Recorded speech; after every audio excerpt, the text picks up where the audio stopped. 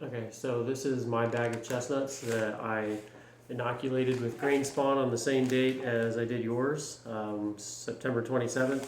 It's finally fruited for the first time. I didn't cut any ventilation holes in this bag. I tried to do a few different things with them to experiment on what would fruit the best and put them in different areas. So this one had no ventilation holes cut, and it was left in the windowsill in my basement, which stays at about, well, below 70 but above 65 probably, somewhere in there. And this one's now ready to harvest, so I've left the bag completely closed until they're pretty much fully opened up. I'll probably leave a few of these in here to open up a little bit farther, but I'm going to go ahead and harvest the majority of these, and I'm going to show you how to do that. So I have a scalpel, but you can use scissors or a knife, anything. And what I'm going to do is I'm going to cut along 3 sides of the bag towards the bottom of the substrate. Just cutting the bag open so we can get to the mushrooms. This is what's known as hoodie tech, because we're making basically kind of like a hood over the mushrooms. Well, it's like a hood for the bag. So it's got 3 sides cut, so then we can just fold that back so you can get to them. And you can use just regular scissors. I like these because if I'm growing something in a mono tub or something like that, you can get to them a lot easier. And I just cut all the way down as close to the substrate as I can without getting any of the substrate on the mushrooms. And these chestnuts are known for fruiting pretty much anywhere that you don't want them to. Like these started to fruit all the way down here at the bottom. You can see pins. Like this is all full of pins, but I just left them, hoping that they would abort and basically turn back into mycelium and grow back into the substrate, and that's exactly what they did. So there's a lot of pins down there, but I don't think any of those are going to go all the way to maturity. Those are huge. Yeah, there's some nice ones here. This is a pretty good flush of chestnuts. So after I pick all the ones that are ready, which basically just if they're opened up like that, then they're ready. Some of these down here you can see are still pretty well closed up. I'll leave those for maybe another day or two before they're ready.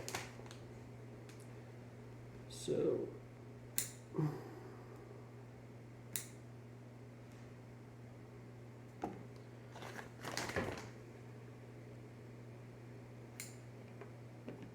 and then basically after I get all of them harvested, which I guess I think it won't take much longer, I'll go ahead and do that.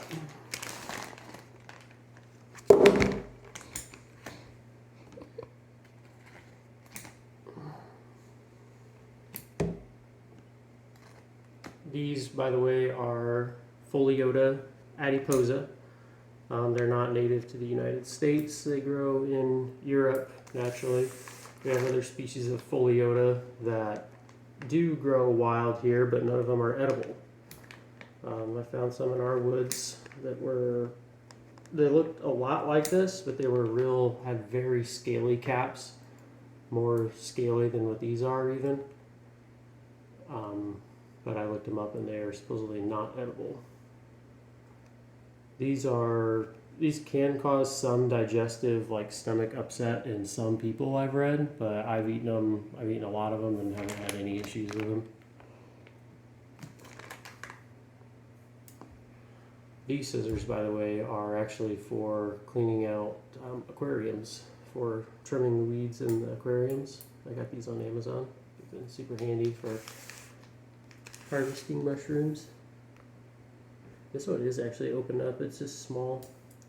But basically when you're done harvesting them, then all you're going to do is just close that back up. Just like that, and kind of pull it over the bottom of the substrate to close it off a little bit more. And that'll help hold in the moisture and basically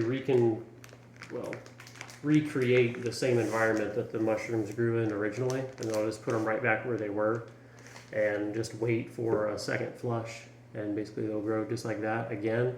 And they should do that at least 3 times before the substrate is spent or completely done.